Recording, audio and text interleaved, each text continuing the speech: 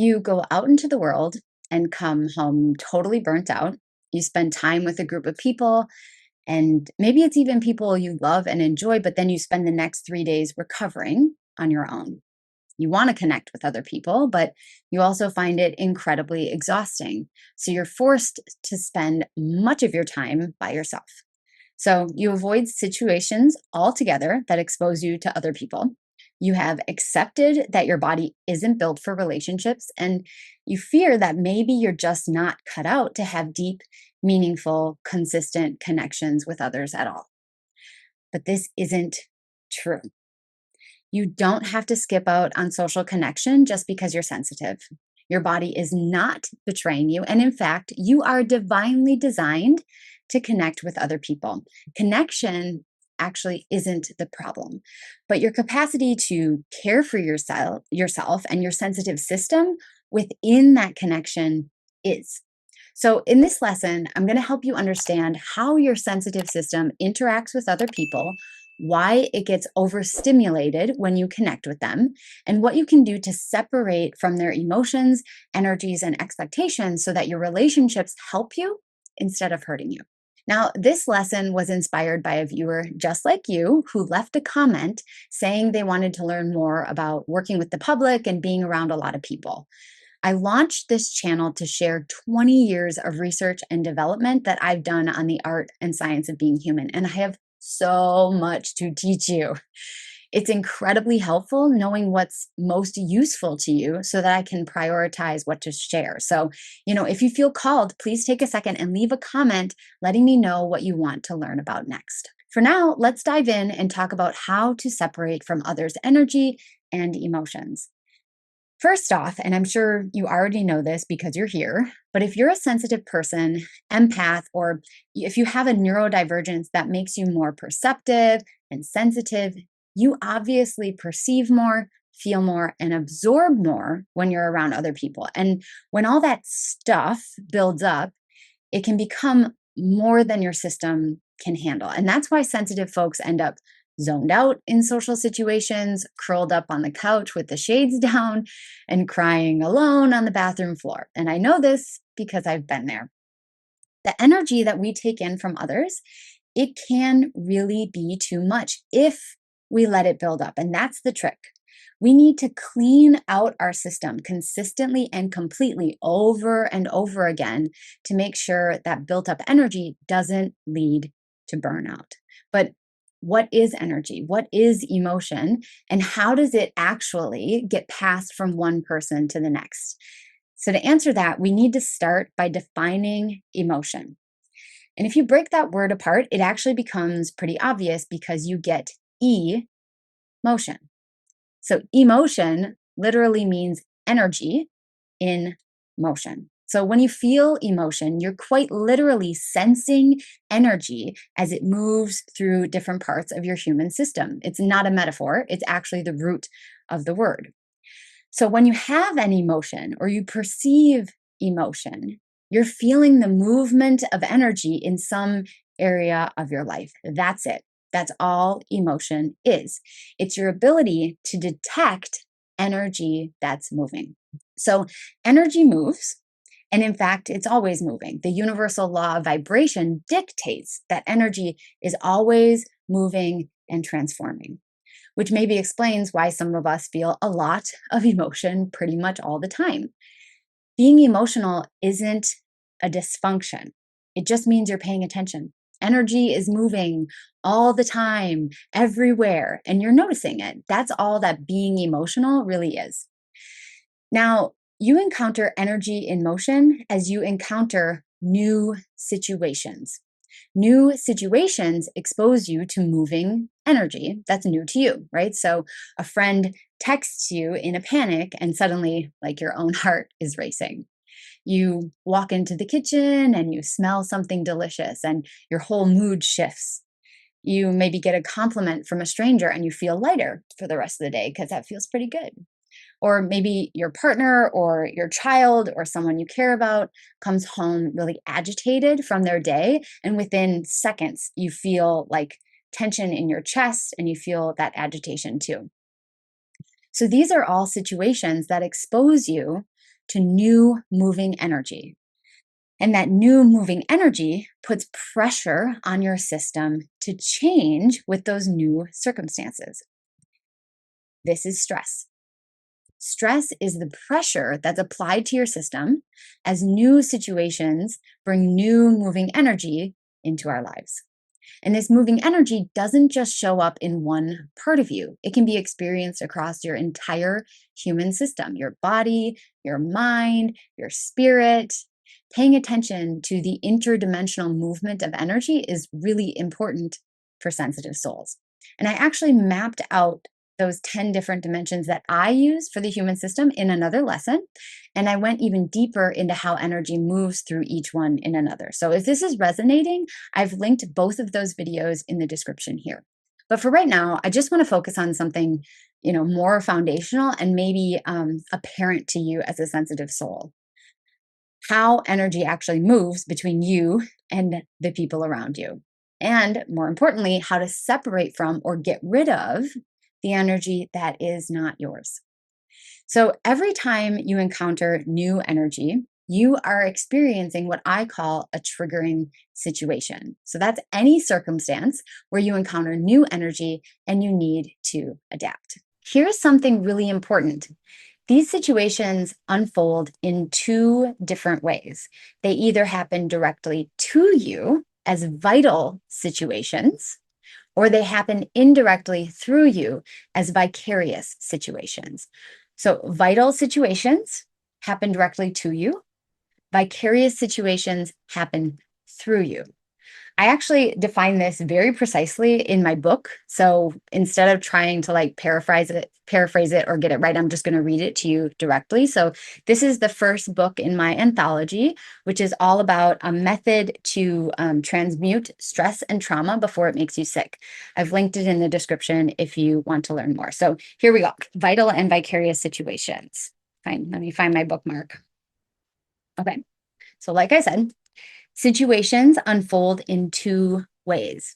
They either happen directly to you or indirectly through you, and this creates vital and vicarious situations. So some situations you experience directly.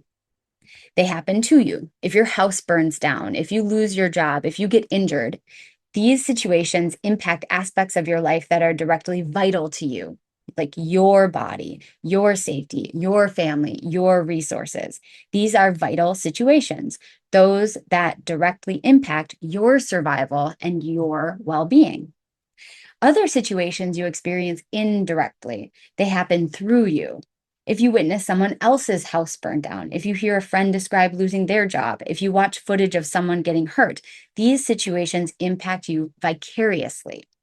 You're indirectly affected through another person's direct experience via the process of mirroring. Your mirror neurons in your brain detect information from another person's nervous system and create similar sensations in your own body. Their vital situation, right, the thing happening directly to them, becomes your vicarious situation. These are vicarious situations, those you experience through witnessing or imagining another's experience. Now, it's important to recognize that vital and vicarious situations are different. At the same time, many situations are both vital and vicarious. For example, if your close friend loses their job, you experience it vicariously through them while also experiencing it vitally as it affects your relationship and potentially your own circumstances. So, this really answers the question of, is this happening to me or through me? So, I'm actually going to show you, if I can, the image that I have in my book.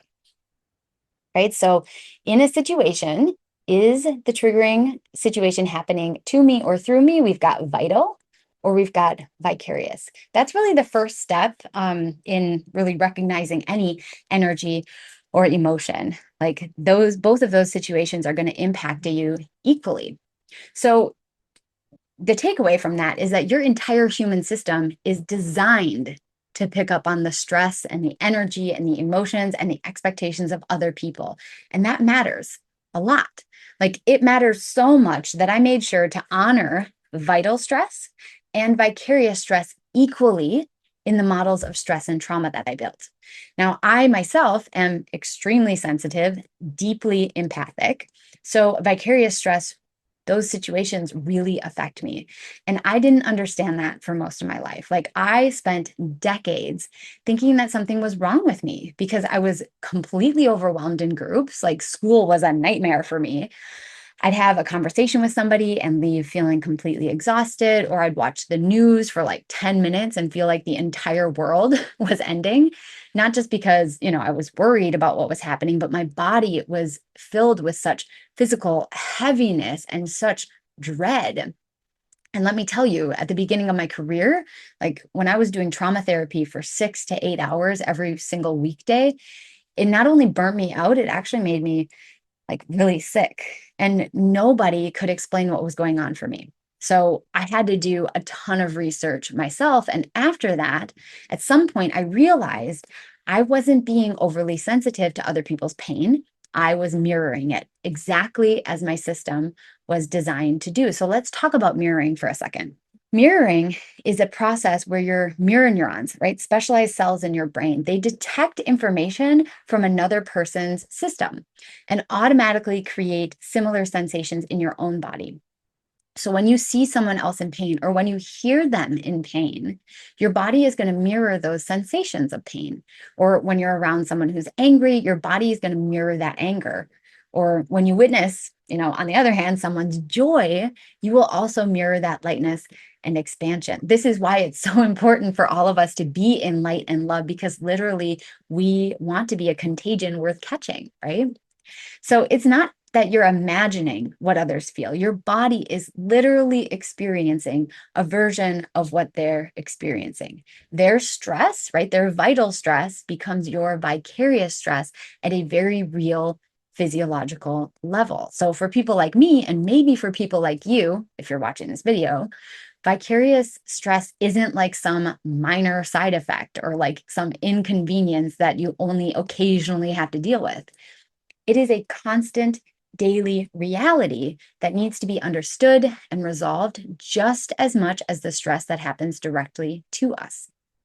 So, understanding vital and vicarious stress is especially important for those of us interacting with the public or interacting with other people as part of our soul's mission, right? So, people who are helpers or healers, leaders, light workers, parents, caregivers, empaths, highly sensitive people, or neurodivergent folks who are super, super sensitive.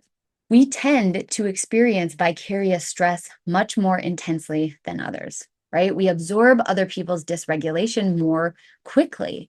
And if we don't know how to process that vicarious stress, it accumulates in our system just like vital stress does. So when you feel a wave of heaviness after being around somebody who's struggling, or if you're completely exhausted after being out in public, or your chest tightens in a very tense room, or you leave a conversation feeling emotions that don't even seem to be yours, sometimes we don't even notice that. That is not dysfunctional.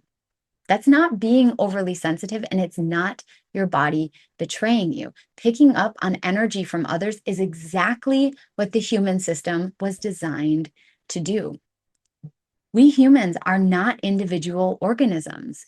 Humanity is one big superorganism. And I actually want to read you a piece of that from my book too.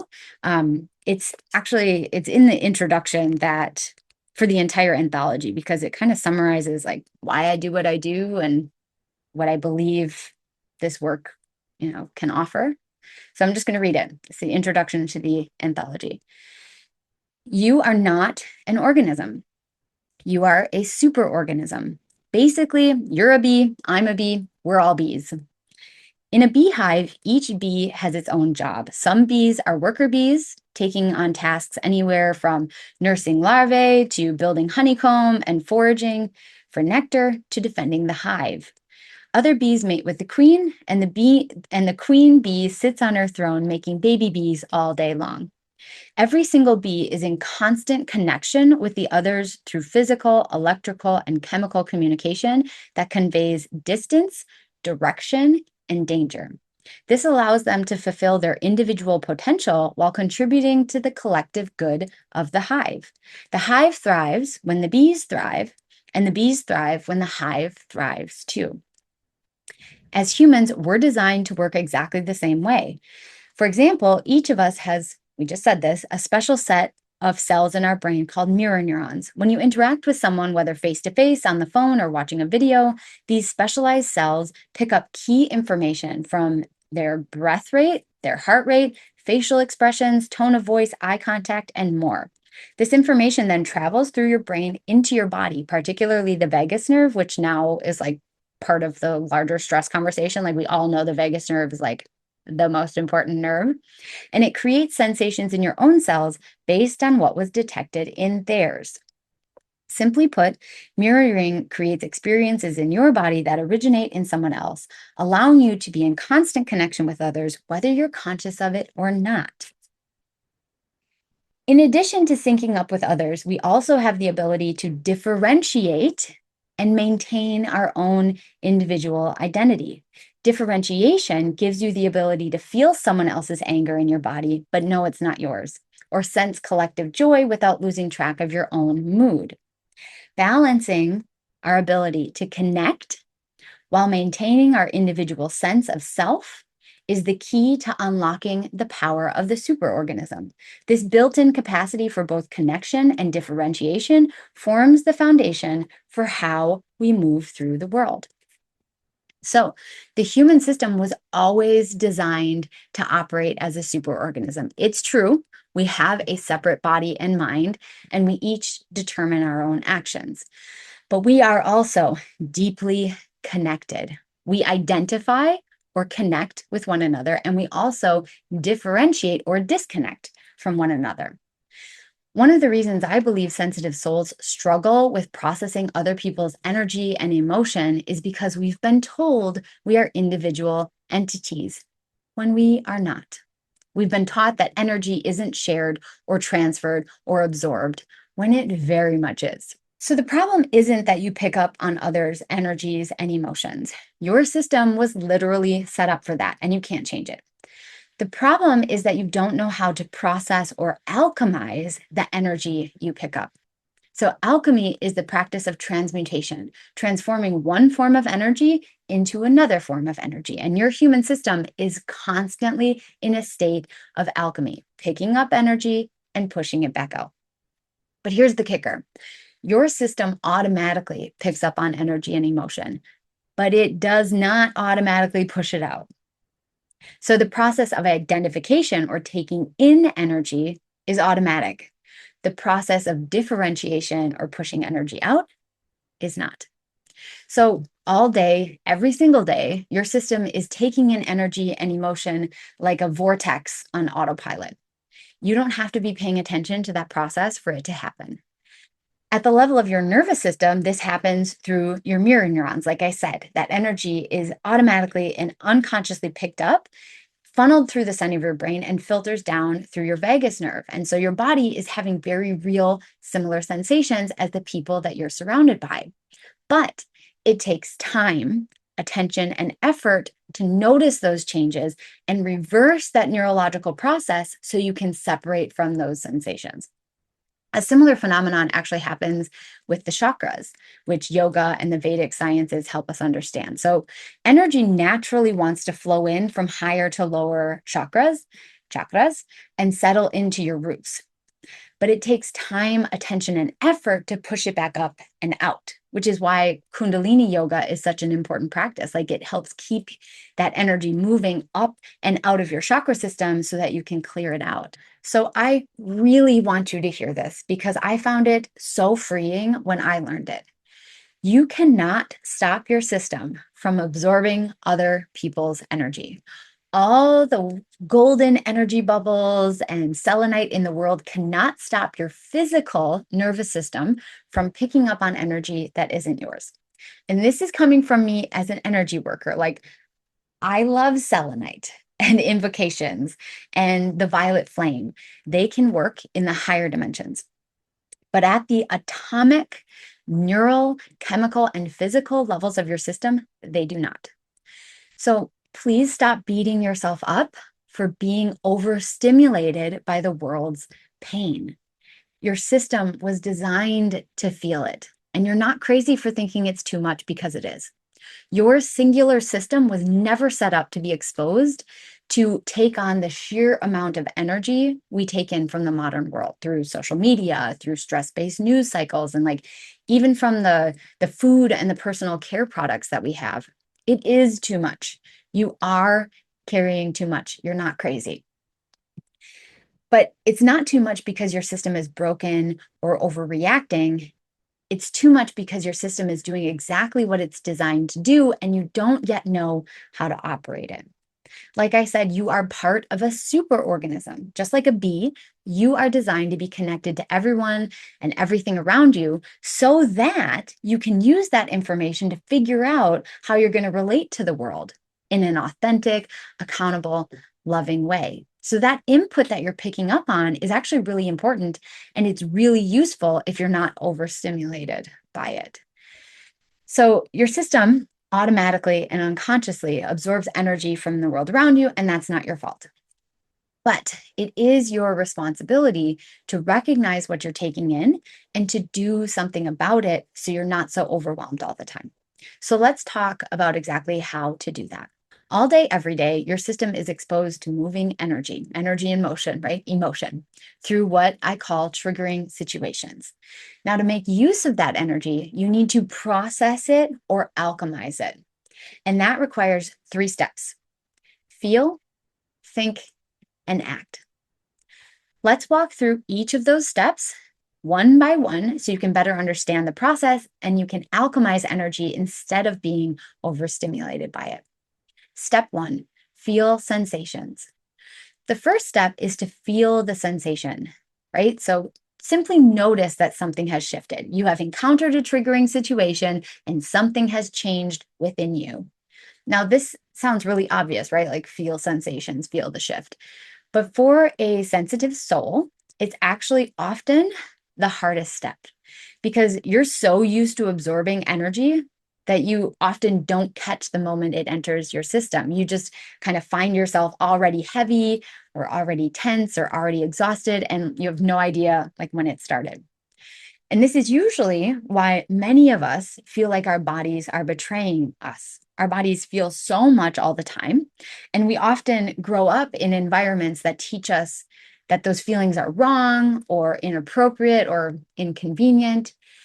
So we just stop listening to our body altogether. And to cope with that, right, we stop listening. Our body responds by creating all kinds of tension and inflammation to quiet itself, and then you walk away with that, and then it creates all kinds of other problems because we know that tension and inflammation are at the heart of all kinds of physical issues and mental issues.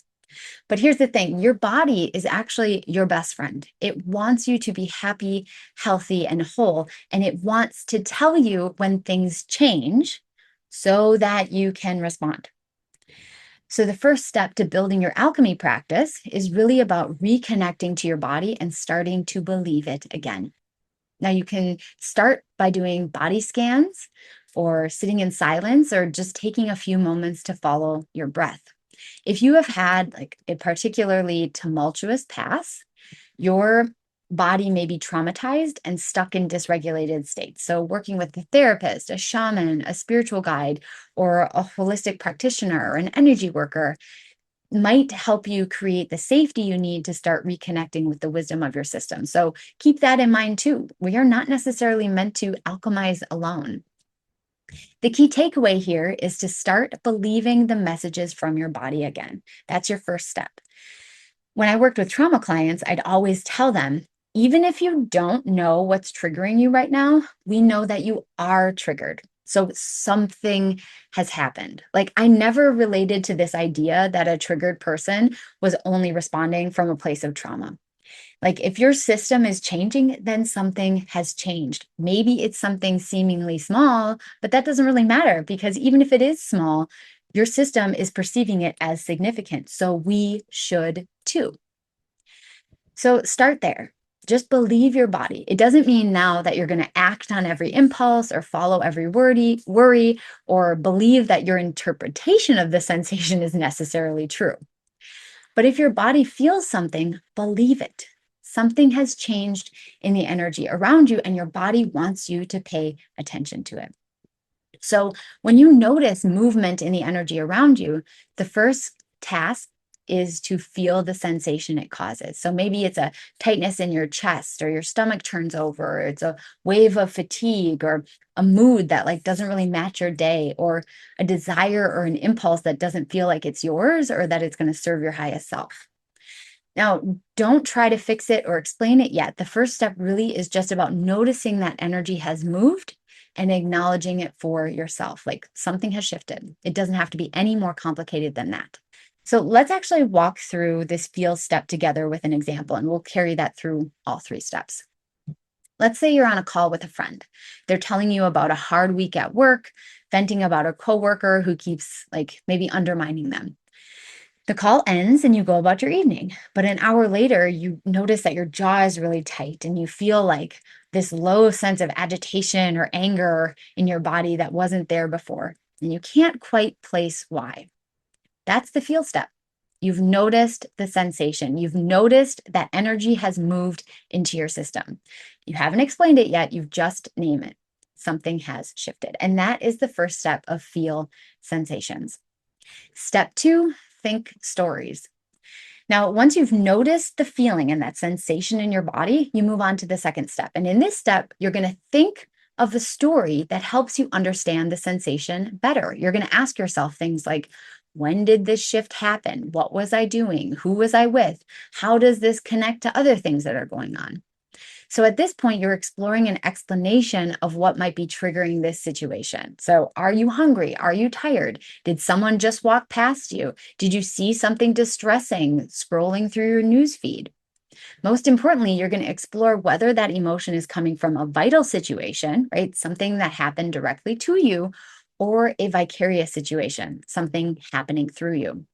So you're going to ask yourself, did this energy originate in me from my own body, my own circumstances, my own life? Or did it arrive through me, mirrored from someone else's experience, someone else's news, someone else's day-to-day experience? Now, I will say, getting the answer to that question takes practice. Our brains need to learn how to differentiate, right? I said you don't always learn that because differentiation is actually something we learn from caregivers growing up. So every time an adult says, "Sweetie, I'm angry, but it's not your fault," or "I'm feeling scared, but that's not your responsibility," or "I'm feeling overstimulated and overwhelmed in my body, that's not your body." Every time that happens, every time a caregiver says, "This is mine, not yours," that's going to teach the child's system to differentiate, because you get this learned experience and a mini lesson of like, oh, I felt this thing, but that is located there. And the brain does the work of being like, well, now I'm going to separate that and I can discharge it. So this is something we should learn or could learn when we're growing up, but because most humans, through no fault of their own, we don't understand vicarious stress, there are very, very few caregivers who know to do this or know how to do this. So you and so many other people, including myself, may never have learned differentiation as a child. But as an adult, through conversation and connection with trusted people, you can usually teach yourself how to differentiate. So I had the great privilege of teaching myself differentiation as a therapist, because I was working with people who were distressed, overstimulated, overwhelmed pretty much all the time, and people who were willing to talk about it. So session after session, I would pay attention to feelings in my body and then ask myself in session, what is this client going through that could explain this sensation within me? And then I would check it out with them. So I'd say something like, my stomach just turned over. Tell me what's happening in your body. Or I notice my shoulders are tensing toward my ears. I wonder if you're feeling nervous right now. And then they would say, yes, right? They would internalize it, become aware of it, and then my body wouldn't have to hold on to it. At the same time, I started doing this in my personal life, right? So I would say to a friend, is this my anger or are you feeling agitated? And it was great because during my training, a lot of the other people were learning what I was. And so we'd be able to talk it through. So you can try this out with people in your inner circle too. And when I say that, I mean that in your inner circle. Like, don't do this with everybody, obviously. But if you have a trusted person, share this video with them so you can explore it together, maybe a partner or a friend or a colleague, right? Here's the thing I really want you to hold on to in this step to think process, right? At the end of the day, it doesn't matter where the energy came from. And I know that might be like really confusing because we're talking about how important vicarious situations are, but stick with me. Although it's certainly helpful to locate the origin of energy or emotion in another person, you don't need to pinpoint it exactly. You don't. In this second step, think, the most important thing is that you create a story that matches the sensations you're having.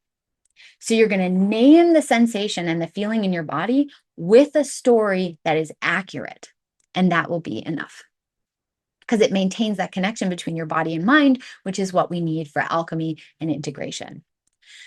So the most straightforward way to do this is to pick a category of emotion and start there. So in my therapy training, at the very beginning, we started something very, very simple.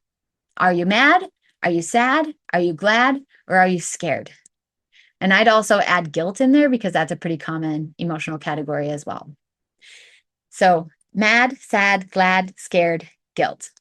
Like if you can't find the words, try to put it into one of those categories. Now, sometimes it's enough to just think about the story silently to yourself and name the feeling in the moment. But when you're feeling particularly activated, it might be helpful to take some time to journal as well. I often use journaling in my own practice as a way of talking things out with myself so I can unpack the details a bit more. So in your journaling, you can go beyond naming the emotional category and dive deeper into what may be going on. So let's go back to our example, right? You just got off the phone with a friend and now you're feeling agitated and tense, and you have named that. I am angry, agitated, and tense. Now, at this point, you ask yourself in step 2, think, when did this start? Okay, it was happening after the call with my friend. What was happening? They were upset about their coworker. And then you ask the real question, is this vital or is this vicarious? Did something happen to me today that would explain this anger? Not really. My day was fine. But my friend was angry, hurt, frustrated, agitated, and I was right there with them while they were processing. So this is vicarious. Their vital situation became your vicarious one. Your mirror neurons picked up your friend's agitation in a real way, and your body is still holding on to it, even though the conversation ended. Now, like I said, it doesn't matter that the sensation originated in someone else. And I know I'm going to say this again. I just walked through an entire framework for understanding vicarious stress, and that's still important. You do need to understand that others' emotions can end up in your body. But when that energy is in your body, you need to process it as if it's your own, because it is now, right? It's entered your system. It is your energy. It is your embodied vibration. So in this example, the anger, the agitation, the frustration, it needs to be processed the same way that anger, irritation, and frustration would be processed if the event had happened to you directly. And that's important to remember. It's actually a very good thing that energy is processed the same, whether it comes from you or someone else, because sometimes we don't know exactly where an emotion originated from, and we can't control other people, and we can't change the world around us. But we can change the world once it's in us. Like once it's in our orb of influence, we do have the power to do something about it. We can transmute that energy. So when an emotion comes into you, the next piece is to match that emotion, right? You've got the feeling of the sensation and you've got the story with the thoughts, right? Now you need to match that sensation and that story with a signal.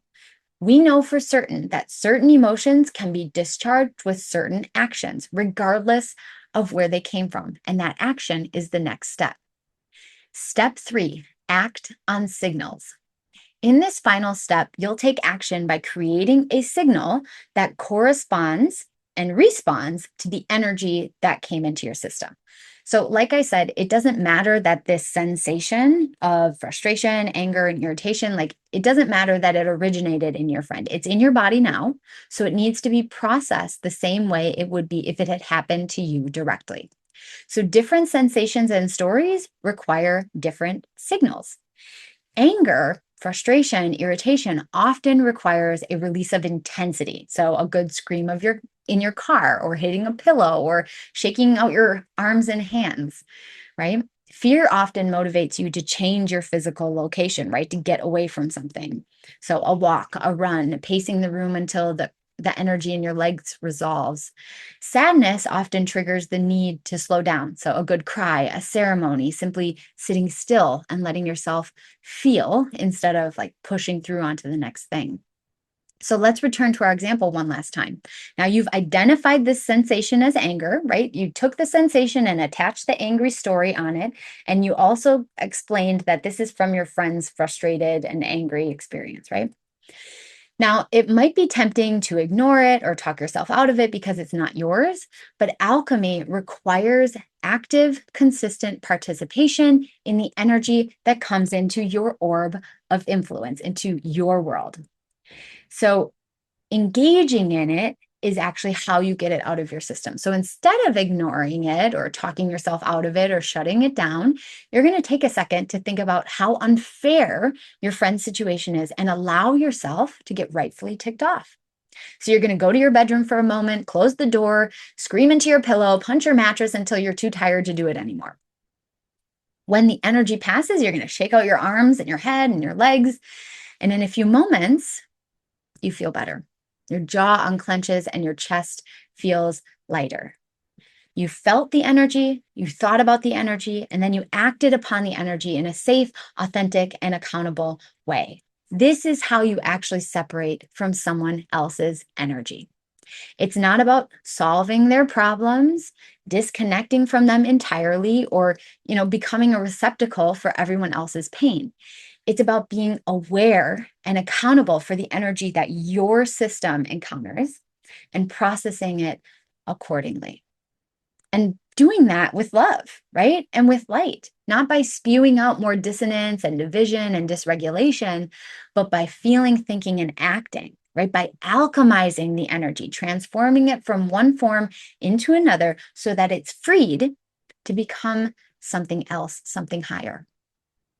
This is the practice that empowers you to clean out your system consistently and completely so that the energy doesn't build up behind the scenes until you're zoned out or curled up on the couch or crying alone on the bathroom floor, which the latter, that could be its own energy release. Feel, think, and act. That's how the human system is designed to process energy in motion, emotion, both that which originates within us and outside of us. Now, feel, think, and act will take you very far. It's the heart of everything I teach about alchemy and transmuting stress and trauma so we can become happier, healthier, and more whole. But remember, we have 10 dimensions in our human system. So the feelings, thoughts, and actions we need to take need to actually clear out all of those dimensions. And those steps are way too much to go into for a single video, but I have written all the steps down in volume 1 of my anthology. So if you are a sensitive person struggling, or a helper, a healer, a leader, or a light worker, I hope that you'll check out the book. The information in it totally changed the way I work and live my life, and it might do the same for you. The link to learn more is in the description. So here's what I want you to remember from this lesson. Your body is not broken. You are not overreacting, and you're not too sensitive to have meaningful, consistent relationships. You are a sensitive person living as part of a superorganism, built to connect, built to absorb, built to feel what's happening around you. But connecting without a process to disconnect, right? Like without a way to process what you do absorb, it's going to burn you out. So from now on, when you experience an emotion, when you perceive a movement in the energy within your system, walk through the 3 steps. Feel the sensation without judging it, think through a story that helps you understand it, and act by giving that specific emotion the release that it's asking for. I really hope that this helps you feel more empowered to understand and operate your sensitive system better. If you know someone in your life who could benefit from this lesson, please share it with them. And if you want to keep learning here, you can watch this video next. A very special shout out and love and light to the viewer who inspired this video. I really love knowing that this material is going to be useful to you. So you know who you are, and I'm so grateful that you left your comment. Thank you. And thank you everyone for watching. I'll see you in the next lesson.